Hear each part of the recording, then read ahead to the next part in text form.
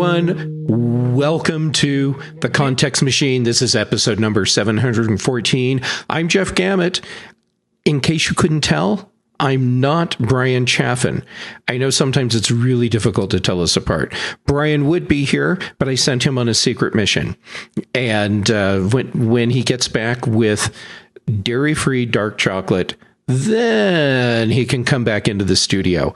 But in the meantime, we do have a special guest today sitting in for him, Dave Ginsburg from In Touch with iOS. How are you?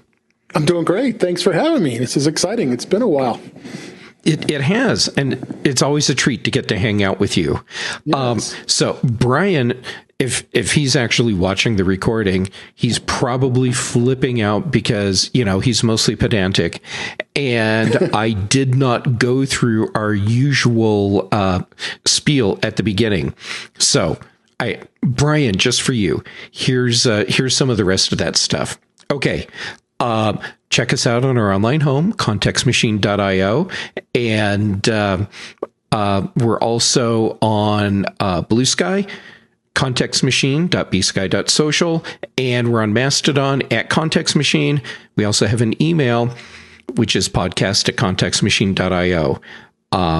And we have a newsletter, contextmachine.io/newsletter, or just go to contextmachine.io, click the newsletter button. It's right by the merch button. And then you can sign up for our weekly newsletter.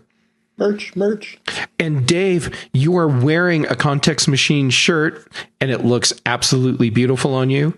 And for those of you that are listening as opposed to watching, I am now holding up my Context Machine mug, and I do believe everything tastes so much better in this mug. It will once I get it. I haven't got it yet. But as you're recording this, I just got this not even an hour ago. Wow. It's, excellent timing. Yes. Yeah. So, Dave, since you are here and you have your own perspective on things separate from Brian, separate from me, I thought it would be interesting to take a look at the announcements that Apple made last week as we record about accessibility. But I want to look at that from the take that we're starting to see crop up this week, which is, hey, maybe Apple's doing something with AI and we just weren't paying attention to their strategy. And it's about how Apple is integrating AI into accessibility.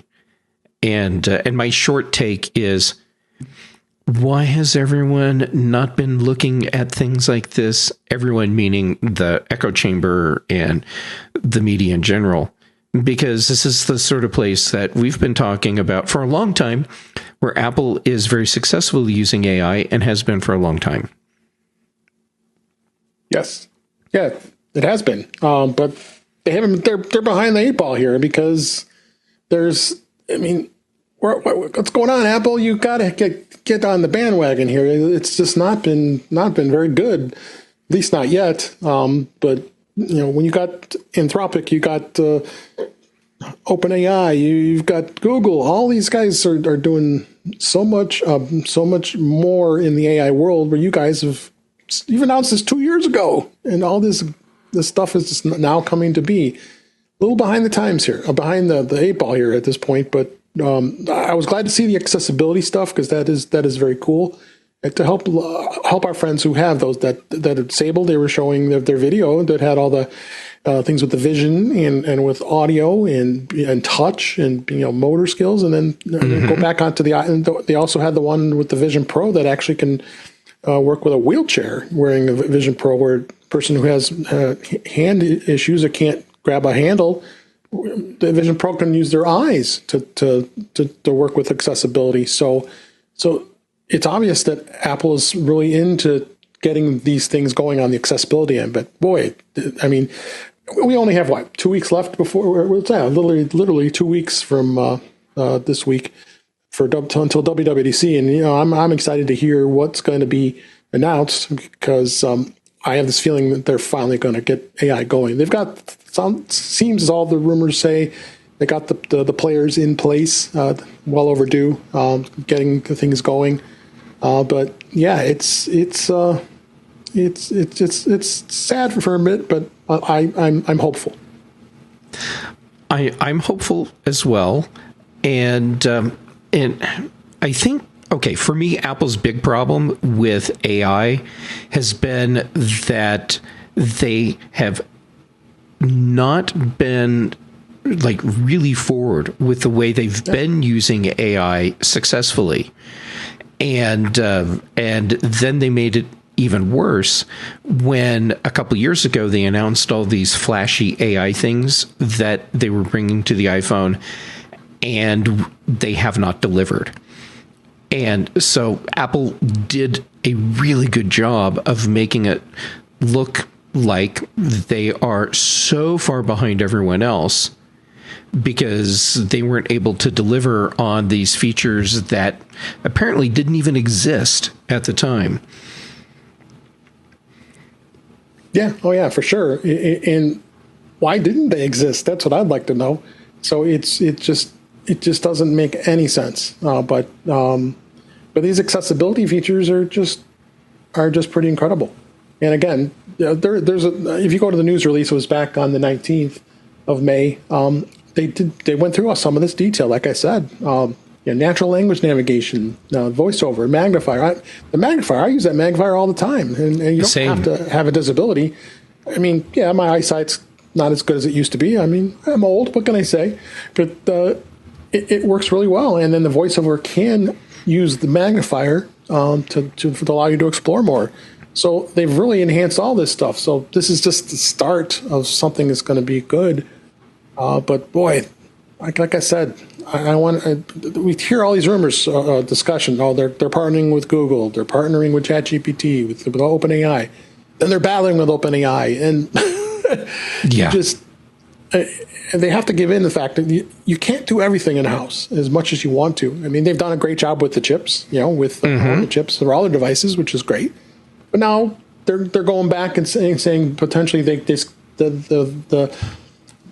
folks that they use to make their chips can't keep up, and then now they're going back to who they were using for so many years and abandoned them. What is it, 6 or 7 years? No, going back, but at least 6 years ago to Intel. So where's that? So you got that issue going on, but then they're not reacting to AI. Now, with the news today, I don't know if you heard, it was on the news today that the Pope had said that AI is going to ruin the world, and you shouldn't be using it. And I think I don't have the exact quote what he just said, but so you're starting to hear things like that. Do we trust AI? Do we trust it? I mean, where I work in an enterprise environment.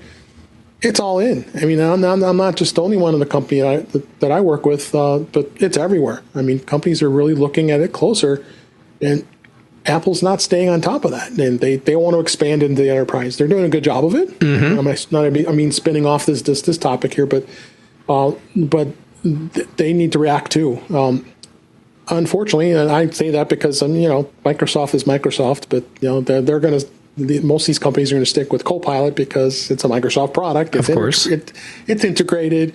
It does this. It does that. And, granted, it has its place. It does do a good job of a lot of things I've used it for. And the integration to all the Microsoft 365 apps, like Outlook, it's right there for you. Help you write that email, make it cleaner and more professional.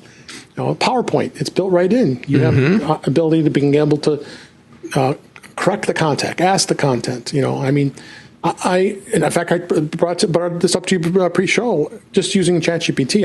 I should try it in Copilot just to see what it does. But I use ChatGPT because that's my go-to. I use a Rodecaster Pro, which is an amazing little deck that a lot of us podcasters use. I'm going to start sounding horrible, and I'm not an audio guy like our pal Dave Hamilton, because he's so great at that. I envy him what he knows because he's a musician and knows audio real well. But a few years ago, I mean, I had the first Rodecaster, and I didn't understand it because I'm not an audio guy, but I'm a podcaster. But you don't need to know it because you know, become a podcaster. You just put your face in front of a microphone and start talking. But you know, my point is, I must have spent a good hour and a half just conversation back and forth, sending screenshots. How should this be said? And then it knew my voice. It said, well, your voice would sound much better if you do this. And just those kinds of things that AI can do, I think, have such value. I mean, unfortunately, there are some bad characters out there that will take AI into account where it could cause harm, and that's going to be no matter what you do. Mm-hmm. But the fact of the matter is, you being able to do things like that, just giving that as an example, is just so important. If you look on the work side of things, you know. Microsoft offers a work and a web interface for AI. So if you go on the work, I think it's absolutely amazing. Hey, can you find that email that I sent like 30 days ago? And it finds it because it's searching out internally into the company, finding that a particular bit of information, because I remember I sent this, and then boom, like within seconds, I've got that. What I have to do before, I would go in the wonderful search in Outlook and try to find that email. Another good example of this, and I tell you, Apple's missing this. They've got to get their act together. But you know, like I said, we got some excitement coming up ahead with WWDC, and I hope that I hear a lot of discussion. I would kind of expect it at some point. I'm with you. I think Apple will talk about AI a lot during WWDC.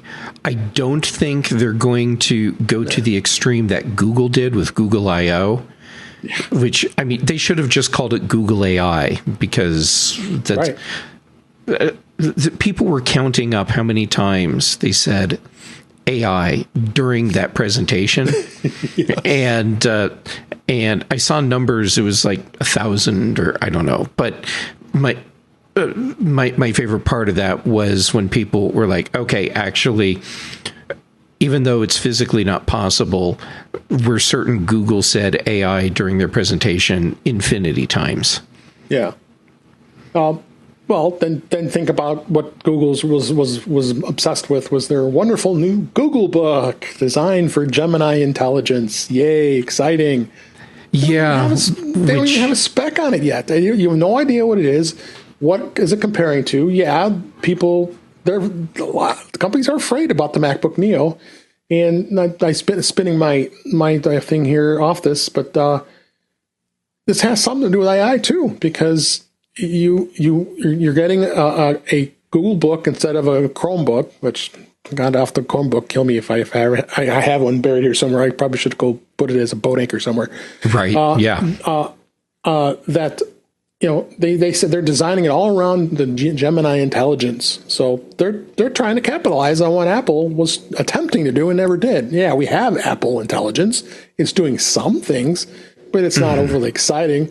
The S Lady's needs more improvement. It really does. I mean, absolutely. It's not very good at all. I've seen newer things that it's been doing, but nowhere near what it needs to be. Yeah, we're not back 10 or 15 years, or was it 10 years ago at least, when Siri came out, that it was worth. Is it worth using now? No, because there's so many other things. Even with Amazon, with the Echo and their devices, they've really become some major strides there in the AI world. I mean, it comes up every time. You know, you go to Amazon. You know, Amazon's got their Rufus. Where they came up with that is beyond me. But it's someone lost a bet. Yeah, they apparently so. But Rufus is there, so I can ask Rufus a question when I want to know something about this particular product, instead of having like we all used to do. You scroll through the thing and look through it and see it, or you do a Command F and search, you know, or go to Google. And I think what's going to happen too, there's another thing with Google. I think Google itself, the search engine, it may just be Gemini. It may just integrate completely in that. Now Google has that advantage because that's by far the world's most popular search engine. Mm-hmm. and integrating which they pretty much already have done now. You got the web AI that comes up every time you search for something. It's going to continue on with that. Well, if you notice, Microsoft hasn't really done anything with Bing. Bing is their search engine, but I think they've kind of given up. If I'm not, it kind of feels like that. It does. Yeah. It does. I mean, they want just all Copilot all the time. That's their front end, and they want everybody to use that.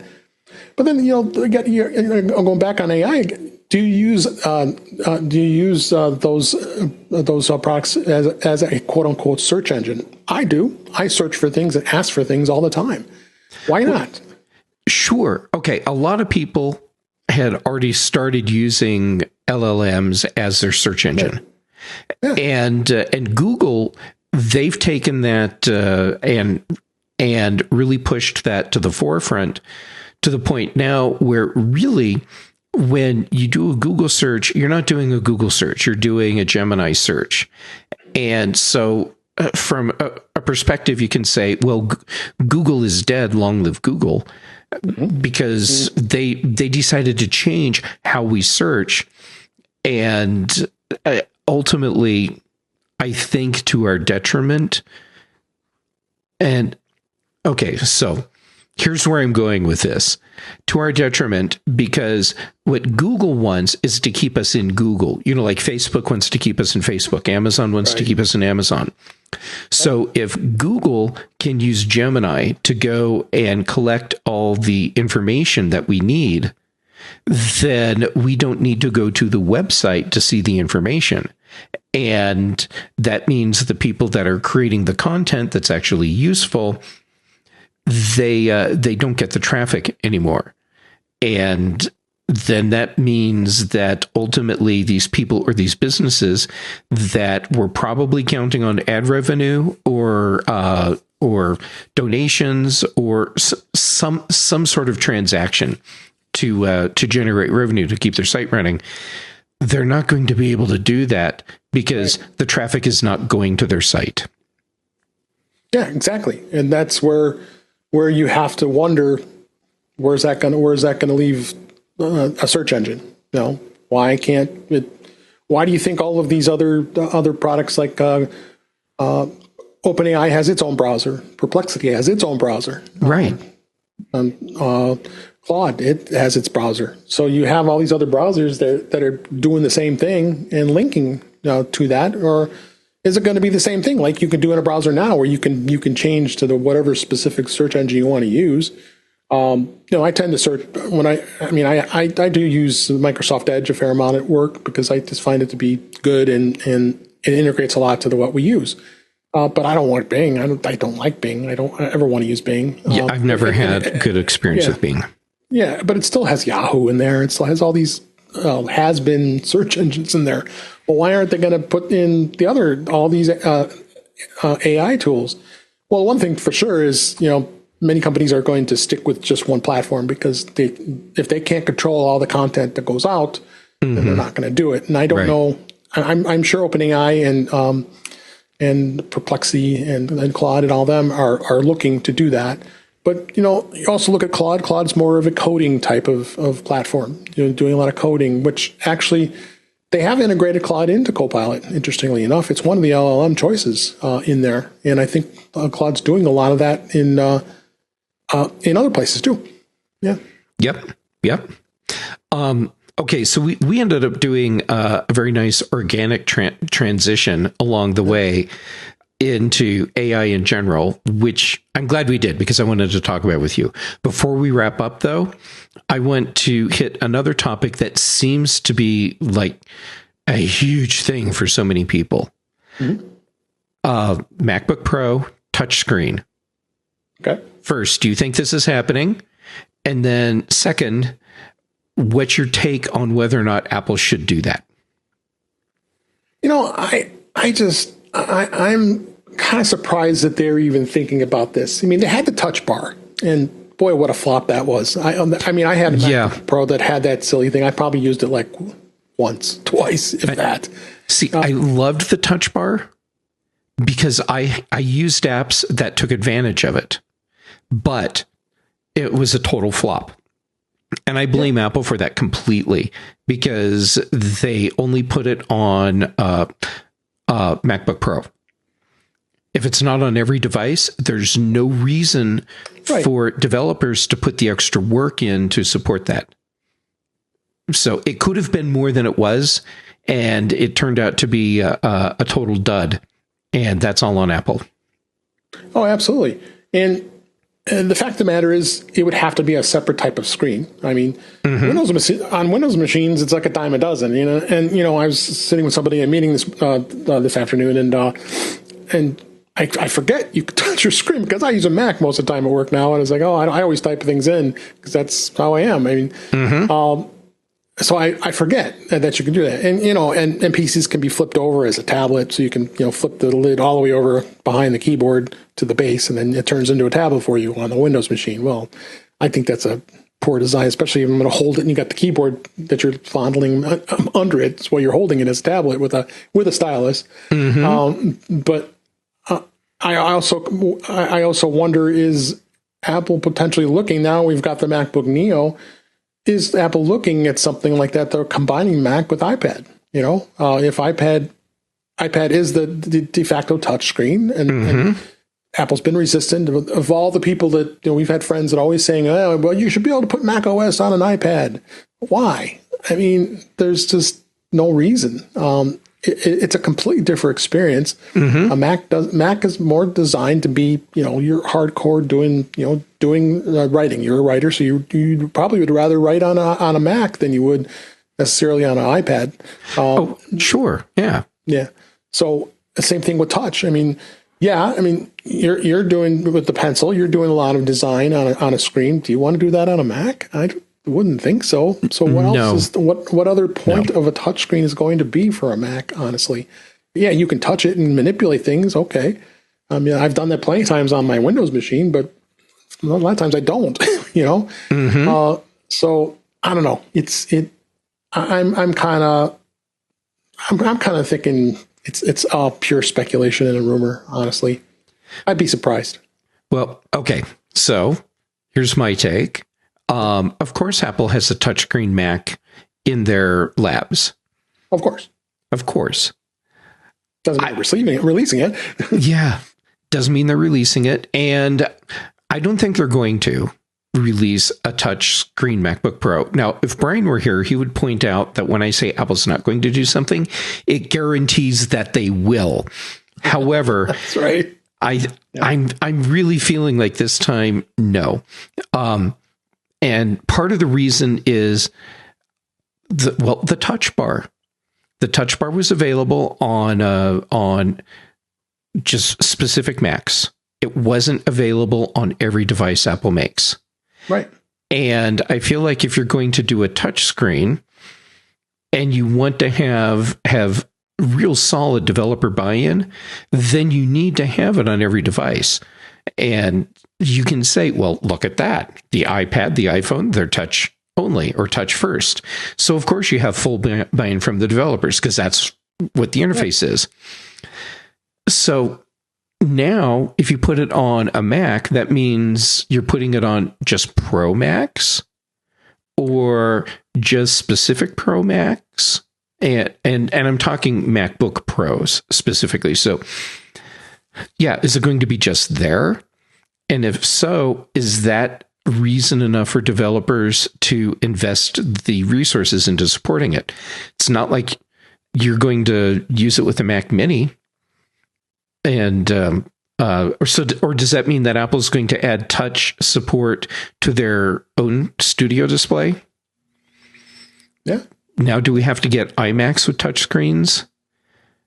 Yeah, I mean, there isn't as many touchscreen monitors that I've seen, and if there are, they're very expensive. Because I continue to always talk about, I love the 34-inch curve that I have here with Dell. They have they do, and they go into the touchscreen world.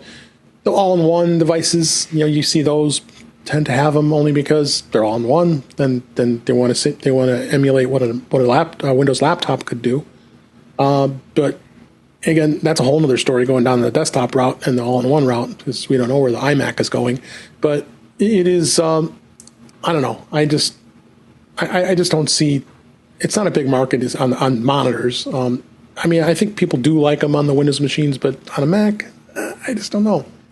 Our friend Marty doesn't like. He's he buys everything. We know, if you know Marty Gensius, we know he buys everything, but he's not so keen on the iPad. So he doesn't like really using it much. He doesn't find it as helpful as of his dozen or so Macs he owns. So. Yeah. And people, that's actually not a joke. It's not a joke. It's legit. He's got at least 2 or 3 Neos, so that I know of. Yeah, he only needs a couple more, and one for each day of the work week. There you go. Each color, and then start over. Yeah. I'm just not feeling the touch interface for the Mac. Yeah, I'm with you on that. Yep. So, Dave, we should wrap up. Okay. And this has been great. And you've had so many awesome thoughts that you actually made my job easier, because I could just kind of sit back and let you go. And that was fantastic. So thank you. No problem. Thank you. Before we wrap up, where can people find you? Well, you can find me at In Touch with iOS, intouchwithios.com, YouTube channel, youtube.com/intouchwithios. And for shows, I do the Neo Notebooks Sundays with Marty Gensius, Eric Bolden. And then Mondays, we do Vision Profiles with Marty and Eric as well. And we have a lot of fun doing those 2 shows, focusing on those 2 hot things that are going on right now. And then shortly after this show we're recording today, we'll be on Mac Voices Live with Chuck Joyner and our fine crew of panelists. Thursdays we record In Touch with iOS. Fridays with you on the Mac Show on the British Tech Network. And in social media, I do Blue Sky and Mastodon. Dave G65. Awesome, Dave. Thank you very much. I'm so happy that you're here. Okay, and this is the place where Brian sometimes gets it right when he hits the button to make that sound. All right. Okay, everyone. You can find us at contextmachine.io. You can find us on Mastodon, Context Machine. Blue Sky is contextmachine.bsky.social. We are on YouTube at Context Machine Show. Our email is podcast@contextmachine.io. And of course, our merch and our newsletter, both available at the website. And Dave, I love your shirt. It looks absolutely fantastic. I'm so glad that our Context Machine t-shirt design came out well. It looks awesome. So everyone, thank you for joining us. And as long as Brian is on his best behavior, he can come back next week.